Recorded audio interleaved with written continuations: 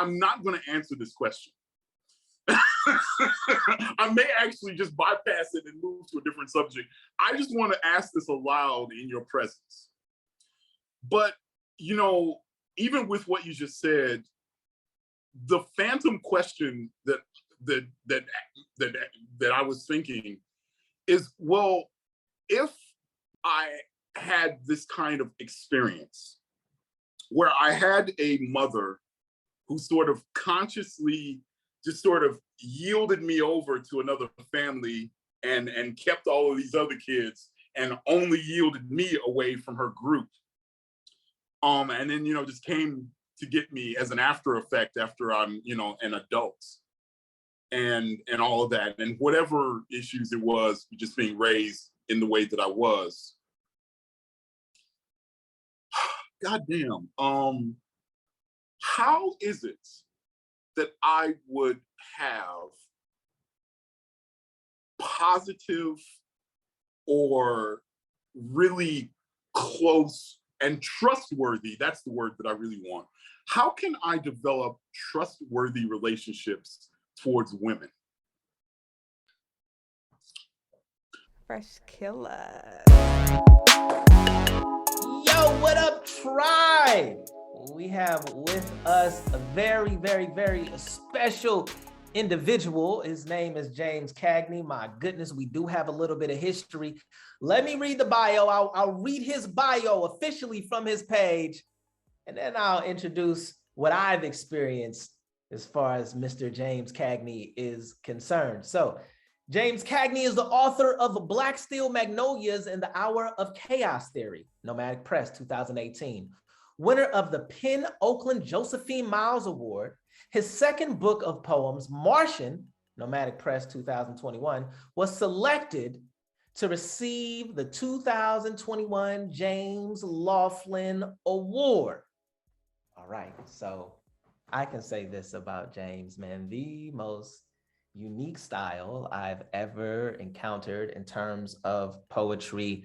It is very, it's very rife with flavor, very rife with taste, very minimalist, but somehow extremely fulfilling. I've just been an admirer of this guy's work for over 10 years now. And I want to say he is the first poet to officially come interview with Awkward Black Tribe. Ladies and gentlemen, Mr. James Cagney. Wow. Roger, thank you for having me. Thank you for inviting me. It's scandalous that you've not yet talked to a poet, but I'm honored to fill that seat tonight.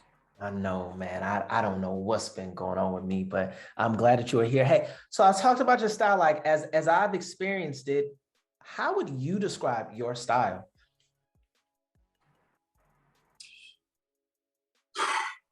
Well, to be honest, I wouldn't try to describe my style. But what I respond to and the poetry that really means a lot to me and what I reach for, it is personal narrative poetry. You know, I like poems that actually seem to have a story, that actually carry a touch of a narrative, whether that narrative is true or not. Mm-hmm. I also really like, and I guess because I like the structure of narrative poetry, I sometimes push myself to be more abstract. So I also leave a lot of space to try to force myself to be surreal, to force myself to kind of like paint with language and imagery, and surprise myself and do some unusual things. Basically, the poems that I really try to work on and write, which are clear narratives or hyper political diatribes. Outside of that, what I really try to do is break my own habits and try to create something that is a little bit off and a little bit weird and a little bit unexpected for myself. Now that I've gotten a little bit older and know what my voice is, I try to purposefully break it by trying to be more surreal and Yeah, and just at least have one line or one point in my poems that is a little crazy, is a little different, is a little unexpected even to me. So yeah. Yo, how does that work? Because I know, like, with poets, with artists, with athletes, you might be in a different situation, you might be facing a different poet. I mean, I'm sorry, you might be facing a different opponent, but like at the core of it, like, you come back to yourself, especially like the longer the experience, like the longer the reading, the longer the piece, the longer the game. And I'm wondering, do you have success with kind of breaking yourself or coming anew every time? Success a little bit in the attempt of it, and I want to say that even the reasoning behind that is because I've been doing this since like the mid 90s, as far as going out to open mics and reciting or reading stuff that I've written. That I've been doing this so long, I know what my voice sounds like, and I know what my habits are, both bad and good. Yeah. And to be honest, there comes a point when I just get bored of my own self, because the common of these 10,000 hours of me going around the Bay Area and beyond to do poetry is me and my voice. And it's like, and the one audience member in every room that is vaguely and a little bit both liking and both sick of my voice is me. So so to me what I try to do is understand what I do really, really well, and then try to conscientiously nudge myself into areas that that make me feel a little bit uncomfortable, that make me feel a little bit like I'm not sure what I'm doing here, and that is just to force me to grow.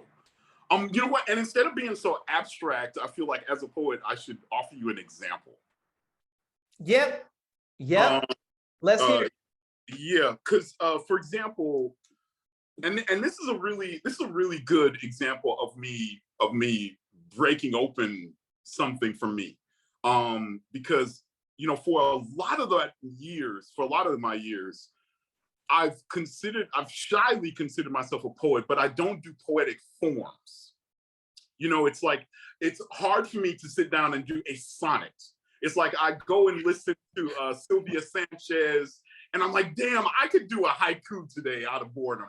James, your lazy ass can do like 17 syllables right now. Stop screwing around and just, and write something. And it's a struggle. It's a struggle. But didn't spoken word kind of like destroy all of the forms? Like, or I don't think the people are, not only are people not doing sonnets now, people aren't really doing verse poems anymore, right? Is that fair to say? That's true. Slam basically shattered a lot of stuff. Yeah. I guess I'm about to say I ain't talking about them. I'm talking about me. I guess I can't speak for and I can't critique the work of my peers and other folks who represent in poetry, spoken word, slam poetry or not. All I can really talk about and all I'm really in control of is me. And all I can really monitor is me and my voice and my work. And the only thing I'm really trying to nudge and push to grow is me.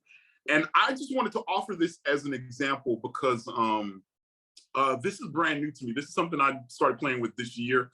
And I guess it's called an abecedarian, which is a poem that utilizes the alphabet.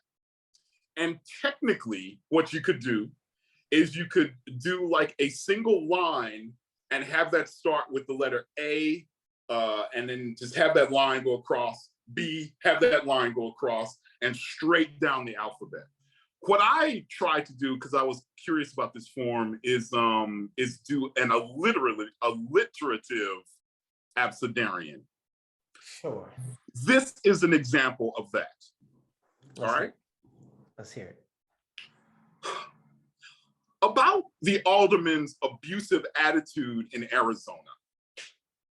Because barbiturates were banned by a brazen cutthroat committee composed of controversial diplomats dedicated to deconstructing democracy, We've had to execute every embarrassed engineer found fornicating in fields of forsythia. Given the governor's generous gift of gab and his habit of inhaling force and hobnobbing with horny heads of state, he instituted injecting isotopes of ink to inmates. But he's just jaw-jacking and jiving. The Justice Department knows he has a knack for bad karma. Just keep knocking. Keep on keeping on. Look at the laws laid down late last night by these losers lacking morals, yet made to mock and mimic the moral majority. Neurotic nitwits nervous about the news on nepotism. Observe how only under orders do they obey, only under oath do they obey orders.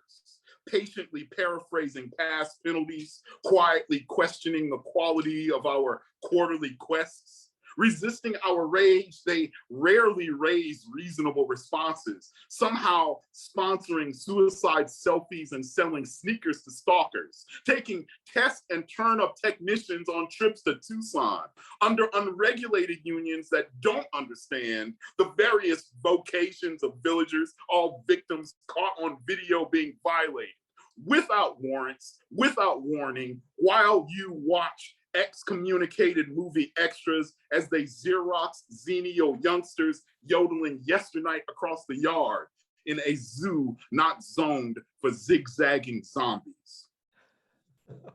That, to me, is almost a painting, you know, because it's so like free and crazy. Yo. Paint splashing on the canvas. You have fun with this. Was that more fun or more of a challenge to write that piece? Both. Because I think I've done like 3. Because doing an alliterative one is really, really hard because you're still trying to make a weird narrative that kind of makes sense. Right. You're trying to walk us through a kind of story, kind of sort of. Yeah. That's really hard. Why Arizona? What made you choose Arizona? Because later in the poem, I chose the keyword Tucson. Yeah. And originally that A was Alabama. And I was like, you know what? I need to just match the state and the state and town. and somehow Arizona, because, you know, respectfully to your Arizona fans, Arizona is notorious for being a bit racist. Well, as is Alabama, right? I mean, That's true. But I just flipped it when I was editing it, just because I ended up using the word Tucson, and I was like, why do I have to be out of state? Let me stay in that state for Man, I dig it, bro. Like I really dig it, and I asked this question for people because Awkward Black Tribe, it's not just a YouTube channel, it's a meetup, right? So wow. It's a meetup group. And one of the questions that I ask people when they get ready to join their application process, if you will, but it is what makes you awkward? Oh, wow. And I wanted to pitch that to you. My eyes are transfixed on that shirt of yours. I like Yes Indeed. I'm a t-shirt fan. That looks to be Bush Senior. Yes. The first Bush. Yes. Okay, the first Bush. I suppose he's sucking the blood out of America. What you may want to do is look up old movie posters of Christopher Lee as an actor. Playing Dracula over some white girl who probably would be right here. Because this is the exact duplicate of a Christopher Lee sort of Dracula shot. And ordinarily there would be a vixen here, a girl or a woman who would be starring in that movie. So this is just taking that idea and transposing it to politics, which I really, really loved. I love it. Just between us and the fence posts. When this was brand new, I wore this to a party that I didn't realize was going to have a lot of children in it. Yes. And one of the parents told me my shirt was gruesome. Like in a deeply offended kind of way, or like it was almost matter of factly. It was like we're standing over. That's gruesome. It was one of those type deals. Was that how you said it?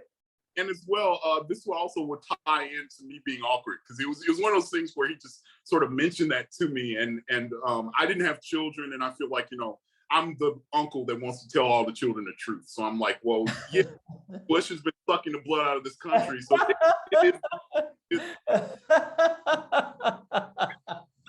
well, they're gonna find out sooner or later. Yo, exactly. speaking of, this is the cast from the movie. The movie. This is the cast from the movie Juice. Right. And then that's frenemies, right? Friends instead of friends is frenemies. If you saw the movie, Yeah. Okay. So you're never okay. I want to get back to you being awkward, but first, us being awkward, but we're talking about you. I have this theory, bro, or a mantra rather. As a man, you always have your favorite shirt. You know what I mean? You little, you have your favorite shirt, but you never outgrow that. You know what I mean? It's it's a favorite shirt. Mm-hmm. It's a shirt that you might try to wear multiple times a week. This is mine. That's just why I said that. This is mine, But okay, but the awkwardness, man, what makes you awkward, sir? What makes me awkward is that I'm an effective, efficient listener. Uh-huh. Fortunately, I would much rather listen to a group of people talk than be participating in a group of people cross-talking. Uh-huh. I get more out. I guess I was the only kid that would be in a room full of adults, hiding in the corner, soaking up game from all of their stories, rather than wanting to always be in the mix or to be honest, even having my own friends, and doing my own thing. I guess I write because I'm a really, really good listener. And what makes me awkward is I don't always feel a need to participate, to be heard, or to be really seen. As an only child, I mean, I was trained not to be seen, as an only kid in a way. Not that anybody, was kind of ever dismissed me or sent me to my room or something crazy like that. But it was just I just preferred to just listen, and I just preferred to observe how people tell story and how people do things, and I just preferred listening. I'm not a participant. If you really want me to shut up, add a third person to our table. Because I will let the two of y'all actually take it and just kind of almost backpedal and listen to that conversation rather than feel a need to be in it. So that's really weird at parties. So I don't really go to and don't really get feel like a need to go to parties or really to show up for a lot of sociable stuff, especially as I've gotten older. Because as I've gotten older, I've gotten more comfortable with the idea of this is just my personality. I just really don't like, just kind of being in the corner of a party. I just would much rather just be at the house watching movies or something like that. I'm not that sociable, I guess. That's what makes. Okay. You talked about being the only child, being in a room full of adults. I want to get into your background a little bit. And as I understand it, you were adopted. When the story is, as best I can tell it, and please jump in, is that my birth mother had, at the time I was born, which is about 1968, already 6 kids. The relationship that she was having with my father, her husband, was weird at that time. And I think they were separated for a year or something like that. So in a lot of ways, I was sort of the makeup baby in a way, I think. Okay. At the time when she got pregnant, she was in school. She was taking classes at a beauty school to become a beautician. And there were a lot of beauty schools, charm schools, and stuff like that available to young women and men and whatnot, especially here in the Bay Area. And then cut to my mother. And when I say my mother and father, I mean the people that actually raised me. And so my mother was a teacher at one of those beauty schools where my birth mother was attending. Yep. All right. Gotcha. My mother, biologically, could not have any kids for, one reason or 1,000. So that makes her to be like a great den mother to all of the students that she has at the beauty school. Because it's say a great what mother? Like I would say like den mother. I've never heard that before. As in the phrase that we would use for wolves, like a pack of wolves or coyotes. Sometimes there would be an older female that does not have children, and she would be the caretaker of a lot of puppies for a more senior wolf or coyote. That is all the name for people participating in sort of like Cub Scouts, Girl Scouts, people who are sort of monitors over groups of kids. So a den mother is somebody who is not actually a mother themselves, but who have the capabilities and training and presence to be a parent for groups of other kids and stuff like that. So my mom was the substitute den mother for all of her students. Wow. And so when my mom comes up with this pregnancy, with this sad story of what was going on in her life, the idea that she didn't have any money, that she was in the middle of school, and add however many other issues and things I don't even know or remember, my birth mother's idea was to give me over to another person to raise for a few years until she was able to get her own life together. What my birth mother had done before is she had, I'm going to say farmed out, which I guess tracks back to slavery, but she farmed out a lot of her kids to other relatives, her sisters and other relatives within her family for like a summer, for like a spring, while she's like trying to work and trying to study, trying to make money. She would give up some of her kids to some of her relatives for a tiny bit of time in order for her to make a platform to have kids, to make a job and get some skills, yada, yada, so on and so forth.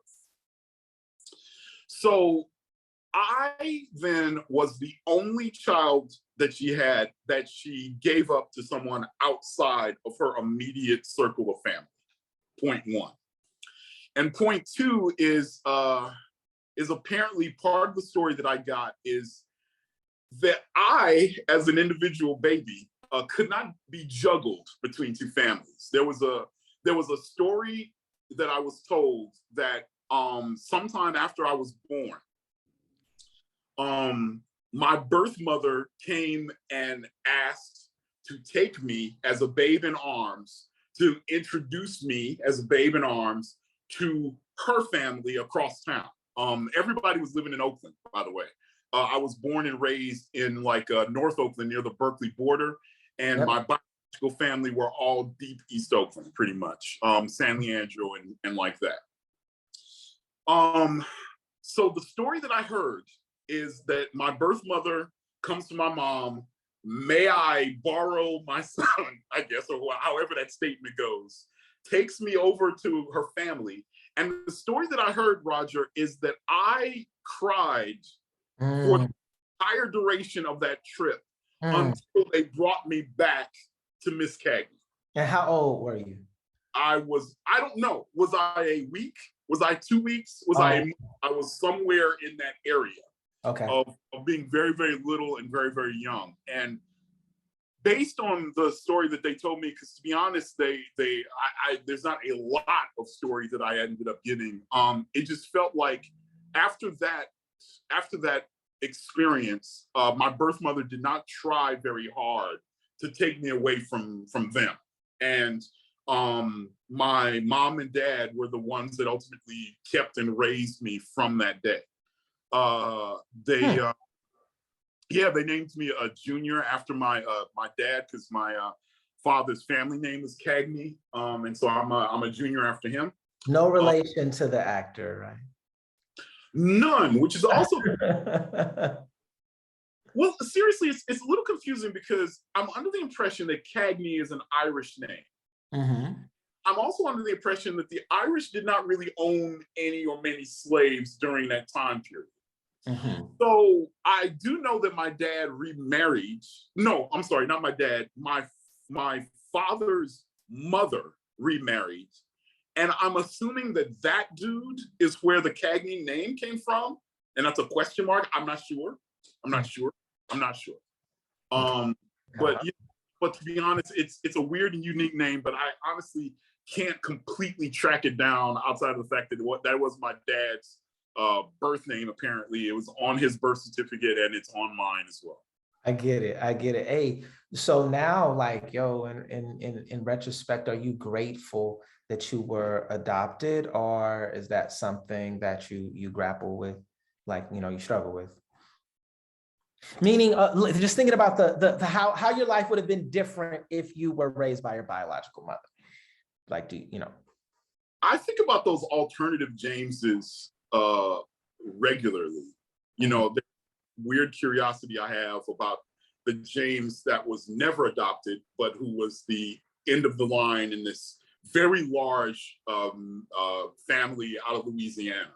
I'm really curious as to what my personality would have been if I had never been taken away from them and was raised in a group as a unique person.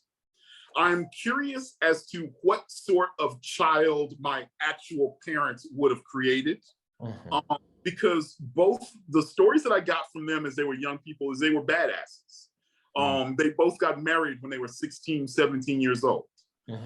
My dad did change his given name. His first name was Oscar. So I missed the bus on that by like a few years, I guess. So it's like he changed his first name and sort of joined the military with a vaguely fake ID. My mom was the oldest of her sister and brother, and she was also, I want to say as respectfully as possible, she had what we would used to call a short person's complex. So she was the boss of the family. You know, she was the one that would organize the Christmas and Thanksgiving dinners. She was the one that that organized the family reunions and stuff like that. She was the one that when she died, a lot of stuff in our family gatherings stopped because she was the driver and the motor for a lot of that stuff. She was the boss in a way. So I'm curious as to what kind of child my parents would have created. Yeah. And yeah, I don't know.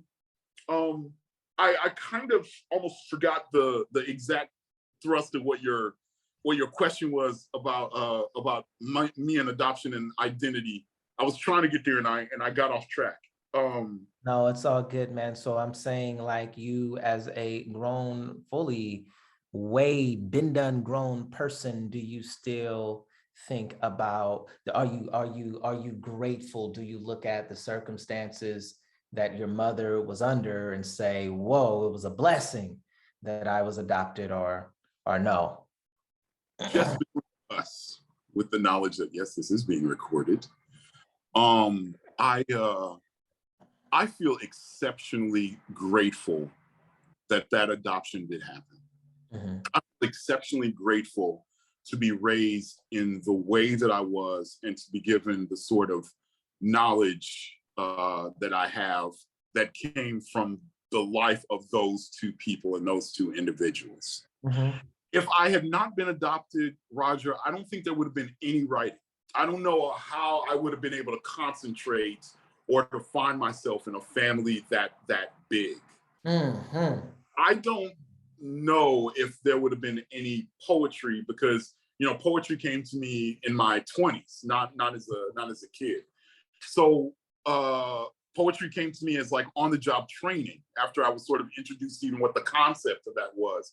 So I don't see myself doing any poetry, and I would say that all of the friends, the connections, and the people that I've known and made, I'm pretty sure none of that would have happened if I never would have been adopted, if I had just been raised, if I can say, as a regular person, as a regular non-artist. Yeah, it feels almost scandalous to say, but I'm exceptionally, exceptionally grateful to have been raised in the way that I was. As lonely as it made me, as frustrated and as angry as that situation had periodically made me, I absolutely, without question, am thankful and grateful for that life and for the knowledge and for whatever it was that it gave me to put me in this seat in this kitchen today. Yeah, man. When I love the answer. When did you find out that you were adopted? In the book, the story is I was 19 years old. Well, which book? Which book? The book Black Steel Magnolias in the Hour of Chaos Theory, by Nomadic Press, on nomadicpress.org. It's available right now. Okay. We plugged it. Go ahead. Your book is available as well if you ain't down with reading.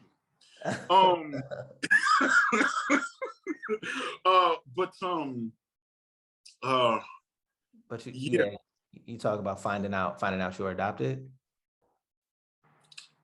I mentioned to you that my mom was a teacher at a beauty school. Yeah. And and she retired basically when I was in junior high school, going into high school, 9th grade or so, like that. So, and as well, she used to do hair in the kitchen, in my kitchen, like as I'm growing up. Every Saturday, there would be a line of women, in the kitchen getting all manner of hair being done at the house, or whatever. So I grew up being very used to seeing a lot of people stopping by the house who want to connect with their old teacher, because she was pretty beloved, I guess. She was good at what she did.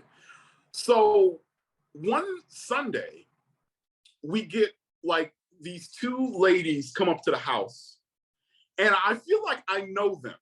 There's all of these women come up to visit my mom, so I'm just kind of like, whatever. They come in. I probably, now that I'm really, really remembering that, I was actually in my room listening to these women come into the house. And with them doing that, I just shut my doors and go deeper into listening to music or whatever it was I was doing.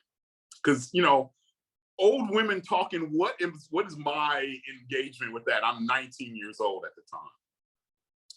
So my father then does something that he has never, ever, ever, ever done in the entire time of our life or relationship, which is he knocked on my bedroom door and came in. I know, such a instead of just opening the door, you mean? I just mean coming in my room for any reason, asking me for anything. It was just sort of like, it was just kind of like, it was a surprise to just look up and see him at my door asking me for a damn thing. It's like that. And what he said to me is something like, why don't you come in and say hey to the people? And I'm literally on my knees on the floor of my room with my radio or whatever, and I'm already stunned. So I'm like, okay, sure. And I go into the living room. There is a young woman who looks kind of familiar. It does not occur to me that she looks familiar because she looks like me. She is the sister that is just older than me, the next in line, the next oldest sister that I have, who is sitting on the couch. And she is flanked by a little boy, I guess my nephew, and a little girl, my niece. Across from them is this older woman sitting in the rocker, who I kind of recognize from my mom's beauty school days, but old woman, so yada yada, so on and so forth. Why do I care? I grab a chair and sit, and these two women are cross talking about their children, about life, about, you know, family, about whatever it is they're talking about. I'm just sitting there listening, vaguely bored. At one moment, my mother asks me, she says, hey, you know, because we just gone to Safeway, Pack and Save the day before, why don't you take the kids in the kitchen and give them some cookies? And I'm kind of like, oh, okay, I'm, you know, staff Negro, sure, why not?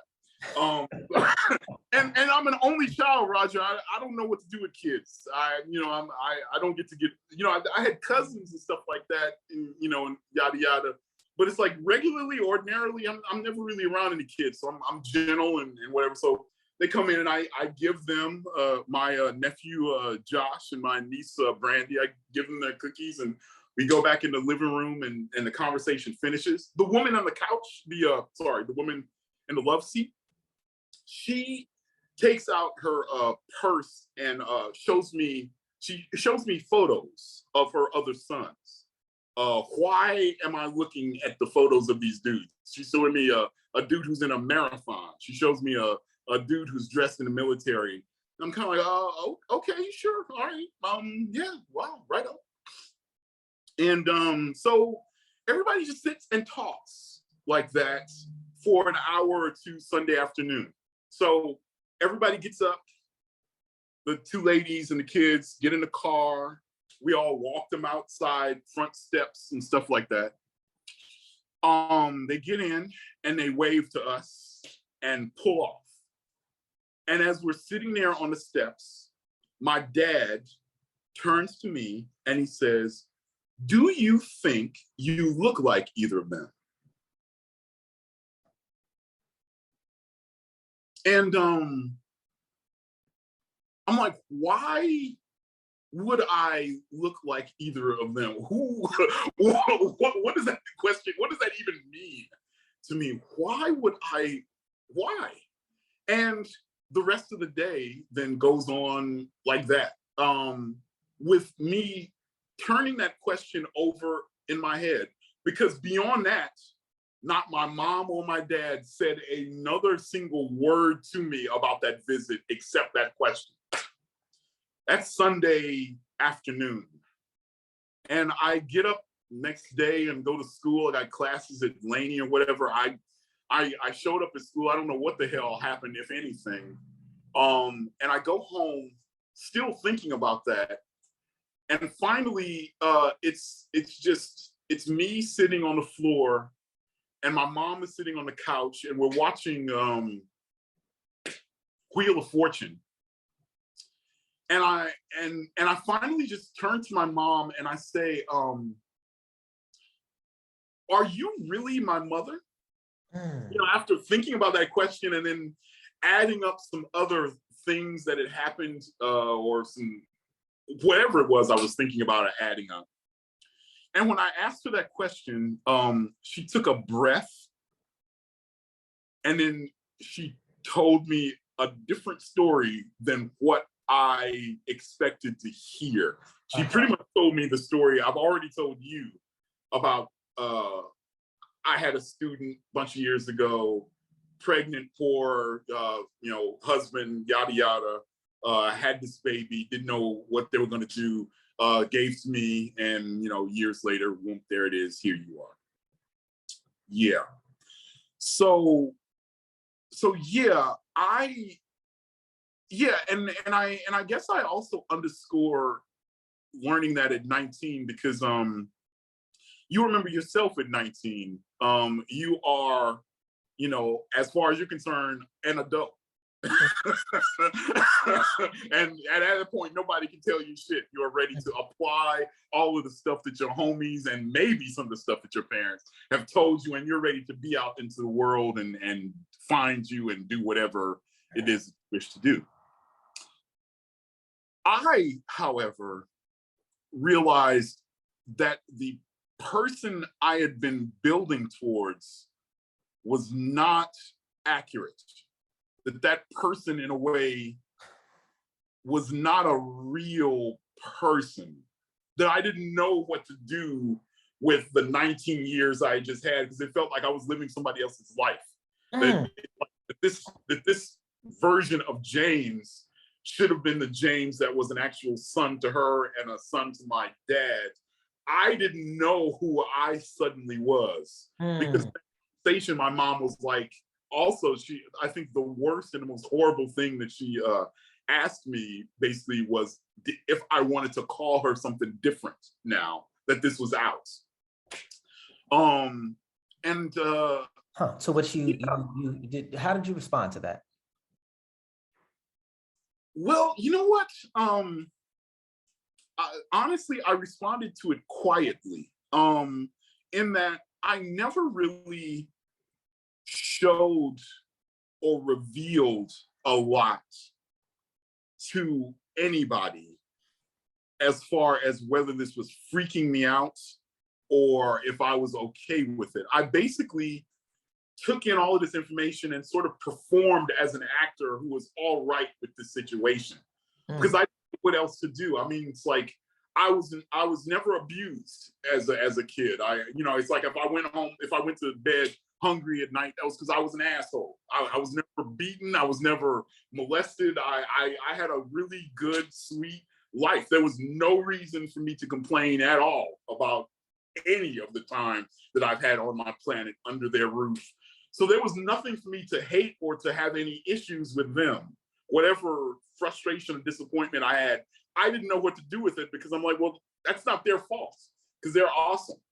And this new story that I'm now being given, I don't know what to do with that. I've spent my entire childhood wishing that I had brothers, wishing that I had like an extended family, and suddenly I do, and I don't know what to do with that. It's like it overwhelms me. I don't even know if I belong truly in that circle. So for my parents, I had to, portray the role of someone who was, it kind of felt in a strange way, Roger, it felt like I was cheating on my parents with another family. Oh. You know what I'm saying? and it's like, and I had to. So the first, when did the cheating happen? When you reestablished a relationship with your biological mother, or that's when the cheating happened? That's when you felt like you were cheating. The reconnection, because now my biological mom is like, well, why don't you come with us for a dinner? For like a Thanksgiving or Easter or something like that. Why don't you sit at the table with us for this dinner or whatever's like that? And I'm like, and I'm having to be nice to this person inviting me to dinner, sitting across from this person who has been making me, dinner since I've been, born, who is aware of the situation. And I'm like, I have to confirm my relationship with the person that's been raising me and been good to me. And I have to be good to this person who is a stranger to me, who is asking me for my time and asking me for my presence. It was weird like that. It was sort of like, in a way, nobody really found out what was truly going on with me internally, because I always felt like a need to perform this role that I was okay with this.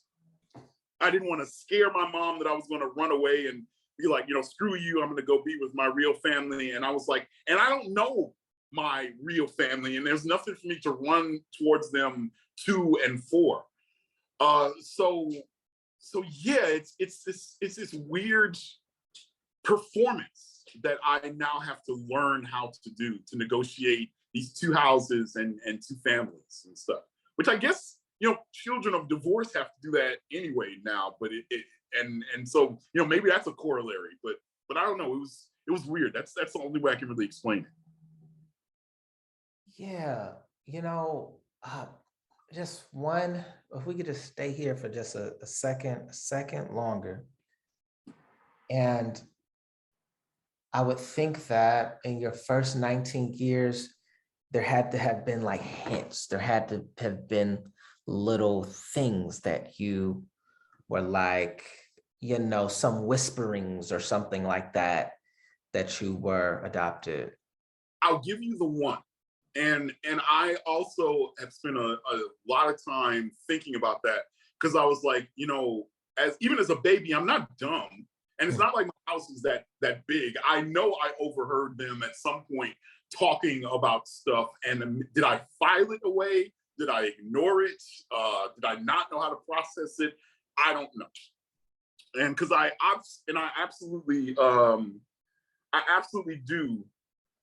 It turns out I have one stray memory of having my biological mother and that sister that arrived with her two kids.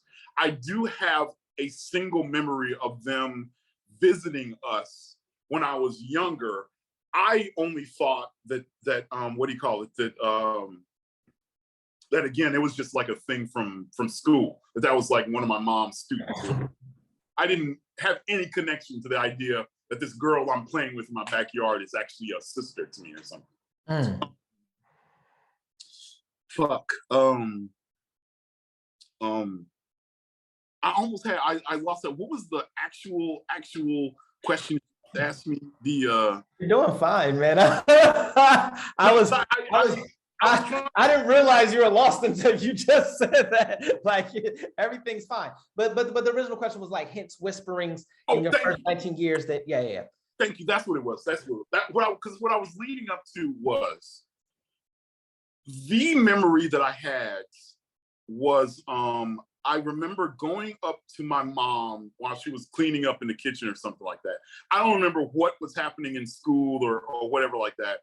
I just remember going up to her and I guess saying something about being lonely or just saying something about not having any friends, or saying something like that made her stop what she was doing and turn to me and say, "Do you want me to take you somewhere with like a lot of other kids?" And the way she framed that statement scared me. And I remember backtracking immediately from what I had just asked her or said, and try to erase it and be like, "No, I'm okay." Because the way I heard that was, "Do you want me to take you somewhere and drop you off?" Right. How old were you again when this? I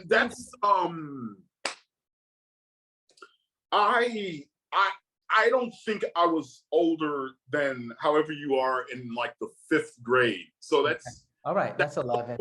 That's somewhere 4th grade beneath that. I'm not sure where that memory actually is, but I was pretty little and pretty frustrated because I didn't feel like other kids, and I guess I was pretty lonesome, and I just didn't know what I was supposed to be doing. And she positioned that to me, and somehow the way she said it scared me. And I was like, I'm not going to ask that question again. Yeah, it was one of those childhood message things. Like, I don't like where it seemed like she was going with that. I'm never going to open that door again. So that to me is like one of the only hints that I got that I was somehow aware that maybe there was a different story going on. I just didn't know what to do with it. Yeah. So yeah, like that. Yeah, that tends to happen to us as children. Parameters are set, oh, don't cross that line, don't cross that boundary. Okay, I'm cool right here. I certainly understand that. I'm wondering how much does all of this, everything that we just discussed as far as feeling like you're cheating on your parents and your relationship to your mother and these boundaries that were set and all of that, how does that influence the art that you create?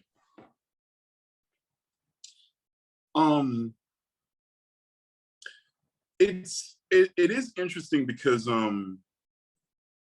it does corner me to have to try to unpack all of this information for myself, because I did have a specific memory of going through the yellow pages, looking up psychiatrists and therapists, as if that was going to do me any good. Oh wow! Wow! Wait, hold on. You say you don't think so? You're not with that, the therapist movement, the All of the you're not feeling that.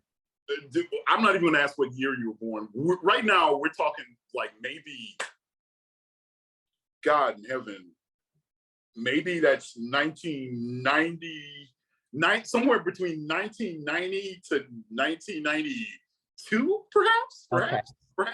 So you say at the time it wasn't popping at the time. How many Black therapists are there in the world in the 1990s? What kind of medical insurance did I have, or did my mom have, that would have allowed for that to be paid for? At that point, I think it was being quoted, therapy was like $200 an hour or something absurd like that. It was just a fantasy for me to even go through the yellow pages, to even look at what that was like, as opposed to doing anything about it. So what I did was, like every ghetto dog, is I went to the backyard and ate some grass and got over myself, or got over my illness. Or what ultimately I'm saying is that I started writing this out of my head. Okay. So it's like it took a while. And two, there was a time period when my biological mom left Oakland and relocated to Louisiana, and she and I shared a few years worth of letters between us. Oh, sweet. So there's this processing in writing, because that was the thing that I knew how to do, of what any of this was or what any of this meant. It was the safe conversation I could have that I couldn't have with another living human being. Right. It's like, as close as my mom and I was, suddenly here's a conversation she and I can't have. I mean, she would be open to that. Don't get me wrong.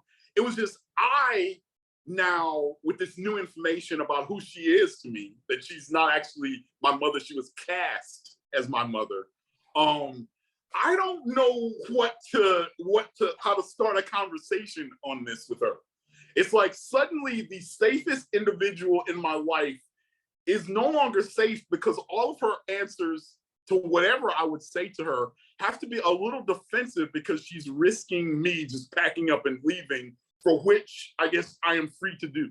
Because I guess there's a part of her that would expect me to be like, well, I guess I have to leave you guys and go to this other house over here where all of my people are. It's like, I can't talk to her about this, and I don't really have like a lot of close friends that I could go to and be like, dude, let me run this story past you and see what you think about this shit. I mean, who do I talk about? And as well, being adopted, it's sort of part of, it's like, even in writing all of this stuff out of my system, there was this assumption that I am producing poems to people who have families and who emotionally don't really give a fuck about this particular story. It's like, if you actually have like a family, whether you're secure in that family or not, whether you love everybody with sugar dumplings and puppies or not, you know who you are, and you have a specific identity within that group. You may have fantasized about being the only kid in your family, but it's like, what family is. You don't even know how to imagine to not have that. And for me to come in with a story of sort of this fractured, weird identity and have all these poems about that, I'm not sure how to present this to a person like yourself, who has a confident family heritage and knowledge. I don't know what you would even want to do with my story. It's like, I'm using you not specifically as you, Roger. I'm using you as just kind of like as a general audience. It's like, if I was confident within my own family identity, why would I be spending time reading a book about, Oliver Twist or something like that, or some kid in an orphanage? What is the outreach of that story to me? But I guess to some extent, I felt like I had to do it for I guess, like, the reason, what do you call it? The Toni Morrison once said, it's like, write the book that you need to see in the world. And as far as I was concerned, and even with all of the years of me doing open mics and stuff, I have rarely and have never truly heard any other individual talk up front and directly about what it felt like being adopted. I've heard all manner of poems and stories on it, all kinds of shit. I have rarely in my life ever heard of anybody talk about that. And I was kind of like, I guess that was the conceit of just doing poems and finally putting together the book. Because I was like, I've never seen that story in print. I guess I'm going to produce this for the mysterious alternative James in the world who also has that story, just to let them know maybe they'll be all right. It's very powerful. And you're talking about the book Black Steel Magnolias, available right now on Nomadic Press. That's very powerful. Adoption or foster care disproportionately affects African Americans. And that book, that story is not told nearly enough. I work in education as I think you know, but whatever, my day job, I work in education. And a lot of what I do, the institution where I work, we try to identify the issues that students have so we can plug them into the resources. And so there's, of course, you know, the military crowd. This is a community college. So there's the like the veterans, okay, they get their services. Then there's the addicts, and then there's the people that are formerly incarcerated. And, you know, these people get plugged in. The people who very rarely say something about their condition, the people that were adopted, the people that were in foster care, the people that were in group homes. So they figure out in the other institutions, they were formerly incarcerated, or they were addicted or whatever, like, oh, you were adopted.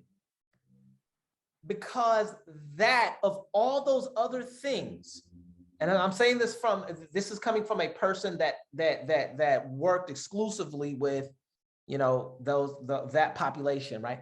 Of all of those things, that one carries the most shame, is what he told me. I've heard a few people say that, because that speaks ill to the mother, and your mother is precious, your mother is God, and especially in the hood, oh my God, yeah. And so, and then there's that notion of, they didn't want me. I have a very close friend, Kevin Grateful Berthea, and I've interviewed him before, my close friend since first grade. And that's a struggle, like, you know, for him. And so he tells his story a lot for that reason, for that person that was adopted or was not adopted, was in foster care his whole life, because he was adopted, but you know, a lot of they grew up in the system basically, right? So he tells the story for that reason. And I know a lot of people that I met and were homies out, and I found out like, oh snap, they were in foster care, they were in group homes for maybe 2 years or something while their mother got it together. It's an extremely common story. It's an extremely common occurrence, but the story isn't nearly as common as it needs to be, because people don't tell that. Word. And so I want to commend you for crafting this book and coming out and saying that, and because there's a lot of people that need to hear it, trust me. So thank you for you. Yeah. Thank you for underscoring the word shame, which I've carried a long time and kind of like forgot that maybe too that came out of and was rooted through that experience. Yeah. There is a question I'm going to put on the table. I'm not going to answer this question. I may actually just bypass it and move to a different subject. I just want to ask this aloud in your presence. But, you know, even with what you just said, the phantom question that I was thinking is, well, if I had this kind of experience where I had a mother who sort of consciously just sort of yielded me over to another family and kept all of these other kids and only yielded me away from her group. And then, you know, just came to get me as an after effect after I'm, you know, an adult and all of that. And whatever issues it was, just being raised in the way that I was. goddamn. How is it that I would have positive or really close and trustworthy, that's the word that I really want. How can I develop trustworthy relationships towards women? I mean, what am I supposed to do with my relationship towards women if the model for womanhood that I have in my life was a woman who did not really want to deal? And, you know, and it's like, then there's even a chunk of that where I was like, you know, meeting my sisters as I finally did, I ended up losing one of them who I was very, very close to pancreatic cancer. But at the same time, I'm like, you know, it's not like I felt like, oh God, I was the answer to something in their life. And there was no sort of, I mean, nobody double locked any doors against me. But at the same time, if there was a role for me to play within their lives, I would have to design what that role is. And I never was able to really, really figure that out or do that. And there is, I guess I have to say, this floating weird anxiety of what I'm supposed to do with the idea of trust with women, as far as the way I have felt treated by women since I was born. I'm just going to hang that question in the air as an essay topic for whoever wants to have it, because I have no answer for that. Yeah. You have no answer, and your answer is the one that is of utmost importance, right? So I would like to offer something up because you wanted to ask this question in my presence. Please, brother. So me being present and me having a hard time not approaching prompts, and me thinking that my opinion always matters. I wanna address it by saying, what if you were to model your idea of a woman not based upon the woman that gave you away, but on the woman that brought you in? Yeah. Or mother. Yeah. Right? The woman who couldn't have kids, the woman who not just was an actual parent for you, but served as the den mother. That's the word of the day, the vocabulary word of the day. Thank you for that. But as the den mom for all of these women who were going through whatever they were going through, and, you know, needed that. And she provided the stability. That takes a phenomenal human to take in a child that was not born of you and be consistent and show you love and stay on you, I'm sure, as far as school is concerned, and raise you to be who you are right now. That's a phenomenal thing, you Amen. know, to raise someone else's kid. I think about, you know, Harriet Tubman could only be a Black woman. Mm-hmm.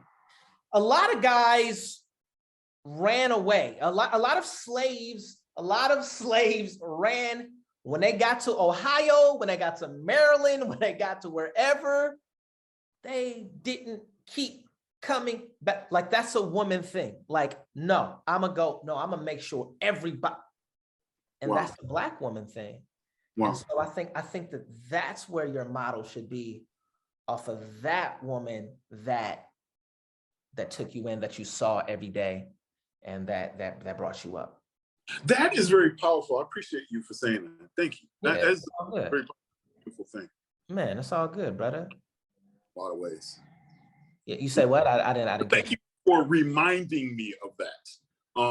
Yeah, because that's a very, very beautiful thing. That's a very, very beautiful point. And not to be dismissive, but yeah, replications of the kind of woman that she was has been very, very hard to find. in many ways, and I can't say where there will be a record of it, but I feel like I was raised the ideal grandmother. You know what I'm saying? I feel like I can do womanhood better than a lot of women right now can. Yo, so that is a dilemma. That is something for a whole nother. I want to do a whole podcast based on that. And it's actually coming. I was actually talking to people about, oh my God, the single parent thing, the black boy trying to find someone that is like his mother when his mother did everything. Like, how are you supposed to find her? Because fuck me.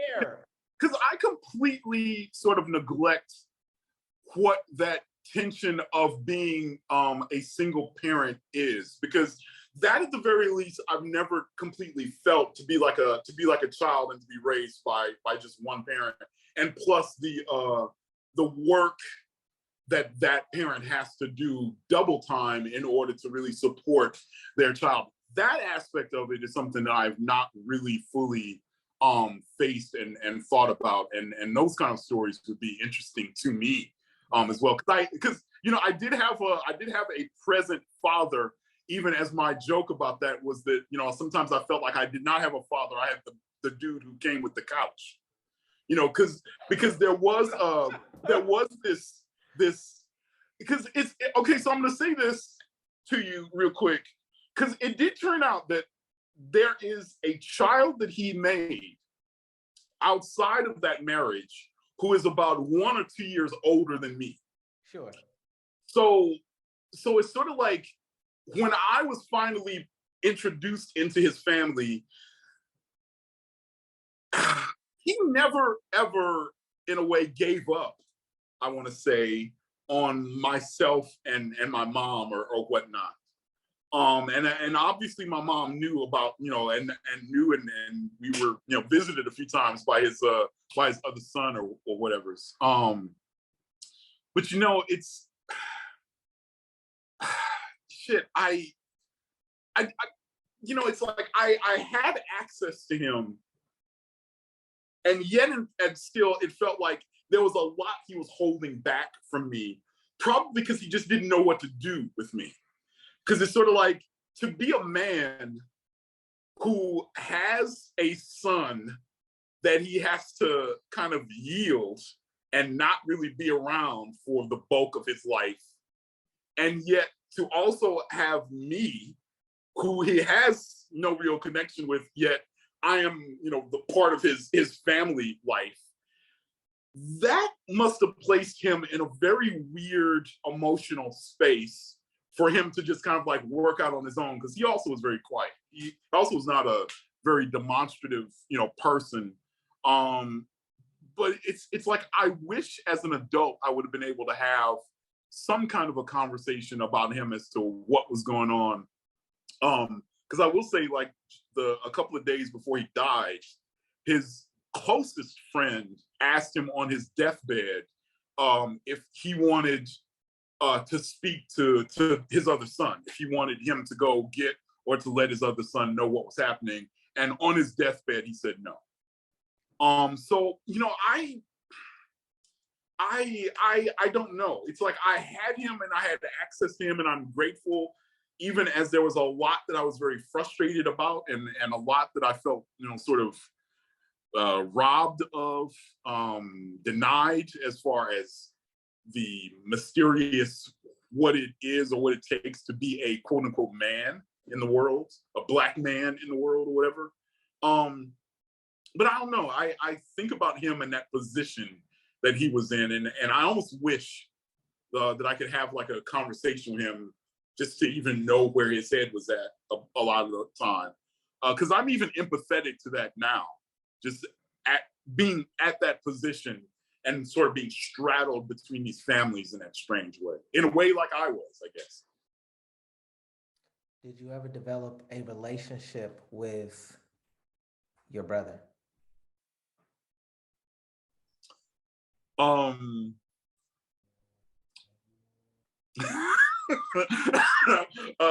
smiled because my answer wouldn't three different directions, and I'm trying to truncate this because I don't know how much longer we have to talk. He was. It was my brother and the sister that I mentioned, who had died from pancreatic cancer, who were the two of everybody else who were the most in my face as far as wanting to see or have time with me, or to make sure of my being included in some things. My brother would often come visit or get me, and even up until this day, we would go and have dinner and just kind of like catch up or whatever like that. He did try very, very much to develop a great relationship with me. And in this scene, I now have to confess that I have not been as dedicated and as forthright with him. I've not been as fair and as open to him in the same way that he has been to me. There's reasons in there that are hyper personal that I'm not sure if I really want to unpack, publicly in the context of this podcast and stuff like that. What I will say is the thing that I've been told, that you can, choose your family, but you cannot choose your family, but you can choose your friends, is very, very true. And I also, I guess, have to say, sometimes that relationship is one that I just don't know what I'm supposed to do with. And I have to take the L for that as being like the one that's not holding up my end. I say that because I feel like what I mentioned earlier about being awkward, about, just kind of like being the quiet person in the room and stuff like that. Yes, that is reflected in my family. Yes, I see my tendencies mirrored in the people that are in that direct circle of siblings that I have. At the same time, I wish there was a part of my personality that was more open, more receptive, and more chummy, and more friendly, and more inclusive, because I think over time, there have been some fantasies that I have created and nurtured about what my expectations of a brother is, or what kind of role I saw a brother playing for me. Because I have used and hammered the word brother so many times to so many people who are strangers, just out of desperation to have the sort of close, connected relationship I imagine a brotherhood to be. And it is desperately ironic and awful to me that the relationships that are present and available to me don't emotionally match what I feel the most hungry and thirsty for.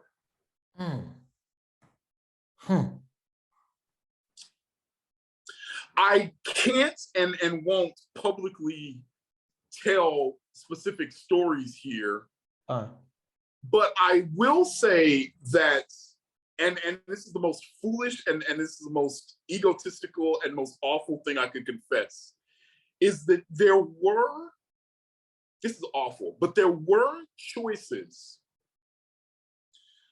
and decisions that I wish my brother, and maybe I can say that plurally, would have made, that would have made me feel more secure and more trustworthy of engaging that relationship as a true brotherhood. Because I feel like a lot of times, just as human beings, we we have these expectations that our partner, our parents, our sibling, our somebody will make a specific decision that we have created in our heads, and say that if this person does this, this absolutely means that they love me. This absolutely means something in the context of this relationship if they would only make the choice I want them to make as I'm sitting there wishing to Christ they would make this decision I'm projecting on to them to make. Please make this decision for me. You know what I'm saying? That egotistical thing where I'm like, I need you to make a specific choice. I can't tell you what that choice is, but if you don't make it, our relationship is fucked. You know, it's like I think we as men, we as people, as humans, hang that sort of test over a lot of different relationships and crush those relationships under our unrealistic expectations. And I feel like I have also kind of victimized my relationship with him because I wanted him to be a different kind of person to help the lost, broken part of myself. And because he is not that person in my imagination, that relationship frustrates me. Okay? That makes a lot of sense. You said nothing wrong. Okay. And I will carry that apology with me probably just out of stubbornness to the day I die. And it will be among the first conversations I presume to have with my creator on the other side, that level of stubbornness, that level of you know, I have prayed every single day I've been on this planet for a brother. And it turns out I have one, and I look past him towards other ideals that I've created in my own mind. How dare me? But you know, that's the thing that makes me a weak human. That's the thing that just makes me a human being under the umbrella of my ego, trying not to get wet. What can I say? My brother, I think that that's the thing that makes you human, not a weak human, but just a human. There's the idea of the thing, and then there's the actual thing. And the longer they are kept apart, the deeper the chasm and the darker the darkness between these two things. I wish I could take credit for that, but that is Jamaica Kincaid. Jamaica Kincaid said that on Seeing England for the First Time. She talked about living under colonialism. She was made to think that Britain was heaven on earth. This is in the island of Antigua.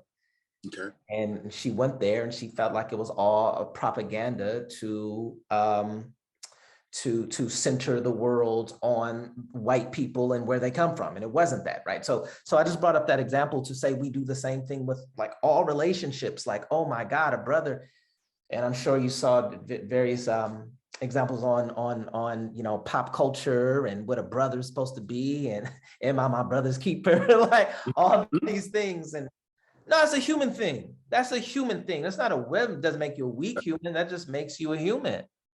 And the circumstance allowed there to be a space between you two. You weren't in the same household. You couldn't see this every day. So I totally. Yeah. I understand in a variety of ways. But this isn't my interview. It's the conversation. I always it is a conversation. Because there were always even more revealing. Yeah, man. I 100% understand that, and I'll say, because you talked about your dad passing. When my father passed away in 2018, and I met relatives, like close relatives on his side of the family, that I just met them. Like this is 2018. I just met them. And they said, oh my God, we're going to stay in touch. And then like they did. And it was so difficult for me to make a space for another auntie, for another, and just consistently, like it was a struggle, because I have this idea of what that relationship is. Like my aunties, when they were cooking up food and it was taking too long cooking a barbecue, they snuck me a hamburger. My aunties took me to go see took me to go see Coming to America when I was real young. And I have fond memories of them. My aunties, you know, they looked out for me. They teased me when I found out I had a girlfriend and all this type of stuff. And those are my aunties. And so like to be grown is like, no, this is my idea of an auntie. This space is occupied. I can't. I feel you. I said all that to say, like, I feel you. The idea and what it actually is, it can be extremely tough, man. Yeah, that's extreme. Yeah. I wanna say, I want you to, because you know we could chop it up, man, just for hours and hours and hours, bro. I really want you for the final time to plug this book. Oh, sure. Why do people need it in their library? Tell us about it. People need Black Steel Magnolias in the Hour of Chaos Theory in their library because this is the truth. It's rare to get a collection of poetry that actually would work as an autobiography, and this book absolutely does. This is, for all intents and purposes, my autobiography. This is my life for the first 30 some odd years. It starts with me being a child looking at my palm, and it ends with me staring at the ocean, thinking about my life. It's a lot of poetry goes over people's heads. A lot of poetry is esoteric, navel gazing. I try to do some real shit and to try to really tell some stories and to be honest and to be truthful. So I feel like you really can pull some stuff and some stories, and hopefully this should be relatable to you as a person with parents, as a living person with a family. There is something in there that will connect to you, I am certain. So yeah, ask for it by name. Black Steel Magnolias and the Hour of Chaos Theory. Now also available as an audiobook on Audible. Where can people find the book? On nomadicpress.org. And you can search nomadicpress.org with my name, James Cagney, to make it easier. And also that book is under, you can look for James Cagney, Poet, on Audible, and then my book will come up. Otherwise, you'll get the movie star. Where can people, do you do the socials? Do you blog? Where can people... I have a website, jamescagneypoet.com, that also connects to my journal, and you can read all kind of essays about my life or whatever. So James Cagney Poet, and you should go there to get more information about the second book, which will come out in September. So there's jamescagneypoet.org, and then my journal is under the Dirty Rat .wordpress. So yeah, and my Instagram is the real James Cagney with underscores, however that works. So yeah, look for me, Google me, yeah, like that. And I got a ton of YouTube videos, but use Poet with James Cagney, otherwise you will get the movie star. And there you go. What else can I say? My goodness. This is James Cagney. You have heard his words, you've listened to his poetry, and you have seen his heart. I certainly appreciate you taking the time out to talk to myself and the tribe. You all buy the brother's book and also subscribe to the tribe. I am Roger Porter. This is James Cagney. Peace, tribe, and another one.